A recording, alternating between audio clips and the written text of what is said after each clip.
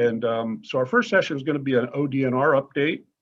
Originally, this was going to be done by ODNR Director Mary Mertz and Assistant Director Steve Gray. I do need to let you know that they could not attend today. Many of you may have seen that last week, one of ODNR's wildlife officers died in the line of duty last week. And so his services are today. So the director and Steve Gray, the assistant director, are at those services today. But they have put together a really good presentation, and they have convinced Chief Dan Balser of the Ohio Division of Forestry to give that presentation today. So Dan, I'm going to turn it over to you, and you can give us a little presentation on the Ohio Department of Natural Resources. Thank you, Brad. I'm going to share my screen presentation. I appreciate that introduction, Brad, and you used a good word there. That they convinced me to present this. So you all have to bear with me. I wasn't totally prepared to present this today, but I'm fairly familiar with most of the topic material here. So Dave, can you give me a nod? Can you see my presentation and you can hear me? So I'm going to go ahead and get started then. Are the slides advancing?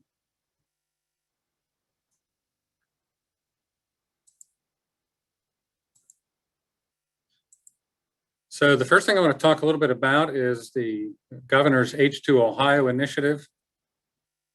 We really appreciate Governor DeWine's support and the support of the legislature on this program. The program is essentially geared to improve water quality throughout the state of Ohio. And there has been funding put in place to support these activities. A lot of the activities revolve around restoring and building wetlands, as well as focusing attention on reforesting riparian corridors where we can do that.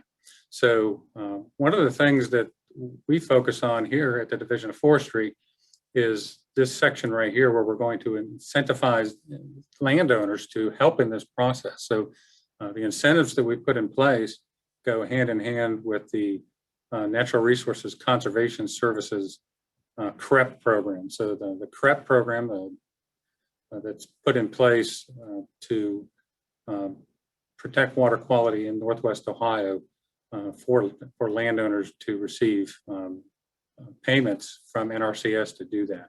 So what we're going to do is add $2,000 bonus for every one of those CREP projects that's approved. And when the landowner completes work on that CREP project, ODNR is going to add $2,000 per acre to what they're receiving from NRCS. So it makes it a really good deal for the landowner, provides a lot of incentive for them to finish the project.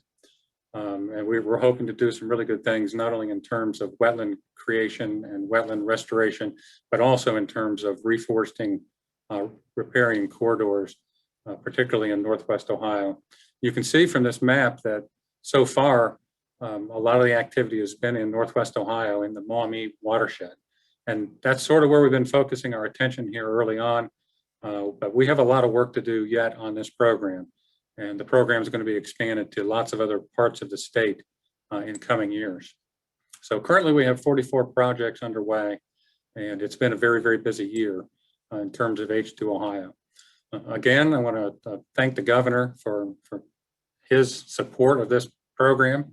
And we've asked for an additional $50 million in the next biennial budget.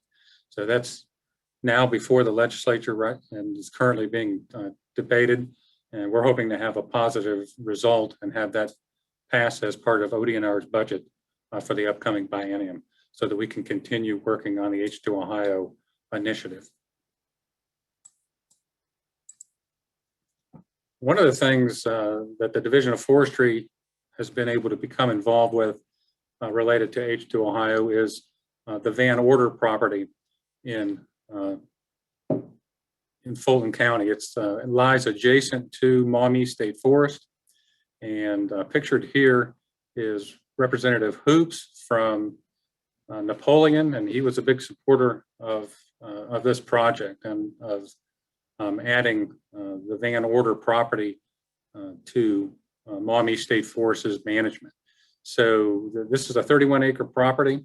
The department closed on this property last summer, so we've done some of the groundwork, but we still have a lot of work to do there. The plan is to plant trees and restore wetlands on about 13 acres of that 31. And then on the remaining 17, there's existing woodlands that need a lot of work, a lot of timber stand improvement, a lot of invasive plant control. So we're going to be busy there at Maumee trying to improve that property that we recently acquired and improve the water quality flowing across and from that particular unit.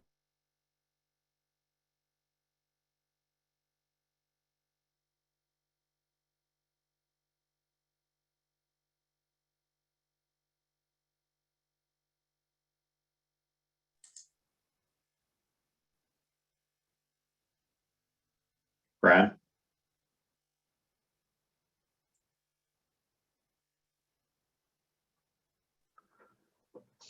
Okay, so we've got another issue here, it looks like, Dave. Yeah, I was wondering if it was my end, but it must be over there because we're still connected. So everybody's internet must be unstable today. I'm not sure what's going on.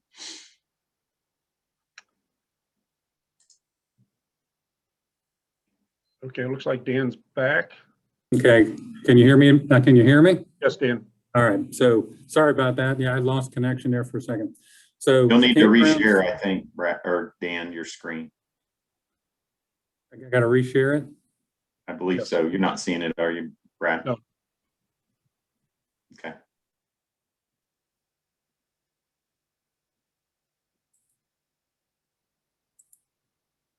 How's that? Good. All right, sorry about that. I'm here at the office, so yeah, I don't know what's going on with the internet today, but Well, that's the same thing that happened with mine. yeah. So anyway, the point I was going to make, campgrounds were very busy. Even though the campgrounds were closed for 2 months at the beginning of the season, they still experienced 10,000 more overnight stays in 2020 than they did in 2019. So even with 2 fewer months, they far exceeded the previous year. So people were really trying to get outdoors, and that was keeping park staff busy this season. Also wanted to mention that we're building a new state park lodge at Hocking. So the previous lodge burned down a couple of years ago, and it was basically a dining lodge. It didn't have any overnight accommodations. So the new lodge that's being proposed, and you're looking at an artist rendering here, it will be a full lodge and conference center, and it will be the 10th one. There are currently 9 of these at state parks. This will be the 10th. We also have 9,000 campsites throughout the state and more than 500 cabins. So Division of Parks is gearing up and looking forward to another busy season. This is an aerial view of the construction site there for the new lodge at Hocking Hills. So folks have been busy getting construction activity done. I think they slowed down with some of the snow and other weather they had, but they're getting ready to pick back up here in the coming weeks. So we're excited to see how this lodge turns out. It's going to be beautifully sited. It'll be a great location for a lodge, for overnight stays and for families to come. So we're looking forward to having that open. The other thing Parks is doing, they're opening storybook trails. This is the one that you're looking at is at Alum Creek State Park that they opened this summer. They're looking to open more of these. I think they opened one at Caesars Creek as well. The idea initially was to give a place for families and kids and schools to come and get outside and to learn something about the outdoors, especially during the pandemic. And the response was pretty strong. There were a lot of visitation at these storybook trails. Teachers bringing kids there, families bringing kids there this summer. So it turned out to be a very good thing, and we're looking forward to opening more of those in the coming months as we approach spring. I also want to talk for a moment about the Division of Wildlife. It was a very good deer season this year, almost 198,000 deer killed throughout the season. So this was important. It's important to the Division of Wildlife. It's always also important to Ohioans to keep the deer herd managed and to make sure that hunters and sportsmen and sportswomen have the opportunities that they are looking for. So Ohio is known as a trophy deer state, and I think it lived up to that reputation this year. Also want to talk a little bit about eagles and eagle nests. By the way, I want to thank Brad Perkins for this picture. Brad, this is a great picture of an eagle. We appreciate you sharing that with us. There were 707 bald eagle nests noted during last year's search for bald eagle nests. So they opened it up to the public, and the response was terrific, and they found more bald eagle nests than they ever had before. So not quite sure if that's a statement regarding bald eagle populations or a statement regarding how many people wanted to get outside. So I think it's probably a lot of the latter. But it also indicates that the bald eagle populations are healthy and are growing. And we're happy about that. We're happy that they're finding suitable nesting sites and becoming a prolific part of Ohio's wildlife.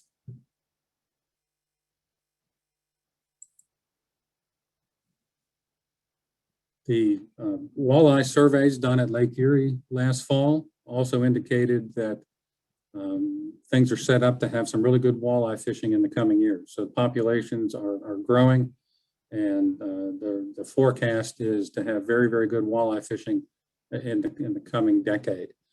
So the hatch that they monitored and surveyed was very, very strong. And of course, last year was a very good year, and lots of people were taking advantage of that last year. There were more fishermen out on the waters. They set records for license sales, fishing license sales. And again, I think that a lot of that is tied to people wanting to get outside. And we think it's fantastic that they want to take advantage of the opportunity to fish and hunt in our state. Also want to talk for a moment about recent acquisition, Appalachian Hills Wildlife Area. So this 31,000 acres, along with the addition of the 10,000 acre Jesse Owens State Park a year or two ago. So these are lands that we purchased from the American Electric Power Corporation, the AP recreation lands. And we're super excited to have these lands as part of the DNR. So they're under permanent conservation. It's a great place to hunt and fish, and now there's a state park located there. So there's plenty of overnight accommodations and overnight opportunities as well. So we're looking forward to great things there at Appalachian Hills and at Jesse Owens State Park. We're very proud to be part of that ownership package now and putting those lands under permanent conservation. I want to make mention of the Division of Natural Areas and Preserves as well. The governor initiated a project to rebuild the division and to reopen them as a solitary division unto themselves. So they've been very busy over the past 2 years, doing a lot of rebuilding of trails, rebuilding of boardwalks and other features at the natural areas. So they're hard at work, and they're making a lot of progress in terms of putting their division back together. They've also recently had a nice acquisition along the Little Beaver Creek, and this piece of property that they closed on a few weeks ago actually borders Beaver Creek State Forest. So it's a great addition to the ODNR landholding. And then the scenic river aspect of this is also very important. There's a lot of work and a lot of initiative being put into expanding a scenic rivers program in Ohio. And this Beaver Creek State Forest area that's pictured here will likely continue on in that regard. So we're very excited about the natural areas and preserves rebuilding and trying to expand scenic rivers throughout the state. One of the things that they're faced with is controlling invasive plants, like a lot of landowners and like the other public landowners in the state. Natural areas and preserves also has to deal with a lot of invasive plant issues. So that's one of their focus areas right now, is dealing with invasive plants and making sure that native plants like the white trillium pictured here have places where they can thrive. So we're very excited about the work that Natural Areas is doing, and they have a lot of work ahead of them. But we see great things happening on the lands that can be protected for their natural features. Talk for a moment about our division of forestry. One of the things that we stayed busy doing this spring were treatments for hemlock woolly adelgid, particularly at Hocking Hills State Forest, Hocking Hills State Park. Even though we got a bit of a late start this year due to the pandemic, we were still able to actively engage in this project. We were able to treat more than 2,000 trees on slightly over 300 acres, both at state forest properties and state park properties. This is extremely important work, trying to preserve and protect the native hemlock resource in this area, as well as other areas of the state. We're basing all of this work on the department's hemlock conservation plan that was completed back in 2017. The plan includes lands from all of the department's landholding divisions, and the Division of Forestry is designated as the lead division on the plan. So we're leading the charge on making sure that the treatments are taking place in the right places at the right time. We're also doing a lot of survey work throughout the state, and that survey work is currently going on right now. This is the time of year when we're sort of wrapping that survey work up. And those surveys are important because they'll tell us where the priority areas are for the coming year in terms of treatments. Also want to talk a little bit about some land acquisition initiatives that we've had in the division. So what you're looking at here is the Shawnee State Forest and what we're calling our Little Smokies acquisitions.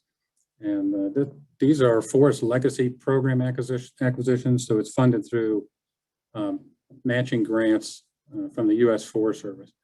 And I want to thank Cotton Randall and the folks that work with Cotton. He's done a really good job of putting together this package.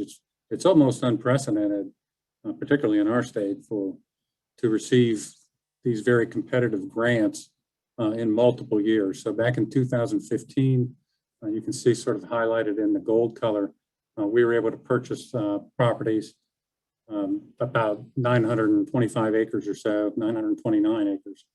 And then we were approved in 2019 for another 1,250 acres highlighted here in the aqua color. We're hoping to close on that piece this year. So a lot of work goes into this. It takes a long process with the Forest Service. So we're hopeful that we're going to close on that piece in the aqua this year. And in the meantime, Cotton was able to secure another grant in 2021 that we're just getting started. So we're beginning to do some of the groundwork with the titles on contacting landowners and doing assessments of the properties. So that is going to hopefully add another 529 acres to the Sunshine Corridor, and it's adjacent to Shawnee State Forest. So all of these lands are going to add to the Division of Forestry's land base and the division's footprint in the area. Also going to add to the Sunshine Corridor, and we're partnering with the Nature Conservancy in that effort, particularly on the 2021 project. So this is really important to us. We're happy to be making these additions to Shawnee. Shawnee is our largest state forest. It's also a perfect example of the fact that you can do timber management and still employ multiple use management techniques and provide a lot of other benefits to the public. This area is used extensively for hunting, backpacking. It attracts people to come in camping, and there's a lot of horse trails and other amenities here. And all of those things are managed in concert with timber harvesting. And I think it's very important for the public to have a place to go and see that in action and be able to recognize that all of those things are compatible. So back in December of 2020, we signed a declaration of shared stewardship with the Wayne National Forest.